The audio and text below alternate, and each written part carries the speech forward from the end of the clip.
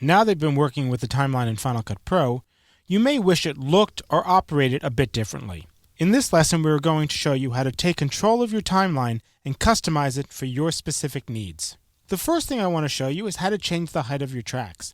Depending on your screen resolution and what you're doing at that moment in Final Cut Pro, sometimes you want to see more tracks in your timeline and sometimes you want to see less. And sometimes you may need to see just more detail.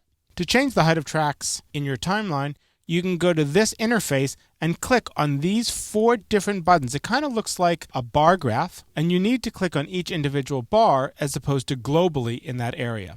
Now, of course, there's a keyboard shortcut that allows you to do the same thing. The keyboard shortcut for changing your track height is Shift-T, T as in track. So Shift-T will cycle you between the 4 different heights of tracks. And as you see, sometimes it's very useful when dealing with audio. You can see a much larger waveform, and you can also see a much larger poster frame or icon at the beginning of each clip.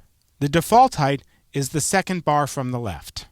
Sometimes you don't want to change the height of all your tracks, you just may want to change the height of one track. So for instance, if I'm working on cutting my video and I just want track V1 to be taller, I can simply hover my mouse between tracks 1 and 2. It changes its shape from an arrow to a bar, and I click and I drag up if I want it larger or down if I want it smaller. The same thing would be the case if I wanted to make one of my audio tracks larger or smaller. Now perhaps I want to change all of my audio tracks to be the same height but not one of the default heights. I can do this very easily by holding down the Command key prior to stretching a single track. All tracks will match that same height. I can do the same thing in audio as well as in video. So for instance, if I want all my video tracks to be really small but all my audio tracks to be a little bit bigger, I can set that up as a personal preference. If I wanted all of my tracks to be exactly the same height, and again not being one of the default 4 heights, I can hold down the Shift key before I change the height on a single track. Now all my audio and all my video tracks will be the exact same custom height. Another area of controlling our interface can be accessed by clicking on the Timeline Control pop-up window located at the very bottom of your timeline. If you click and hold on the timeline layout pop-up, there's several things that you can modify that may make your workflow a little smoother.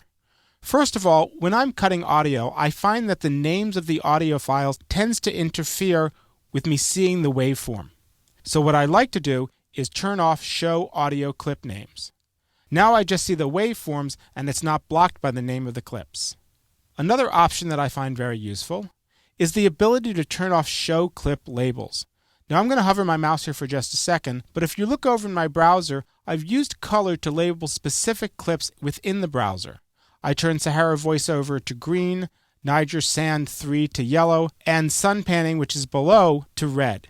It's useful in my browser, but I find it a little distracting in my timeline, so being able to turn off clip labels makes it much easier on the eyes.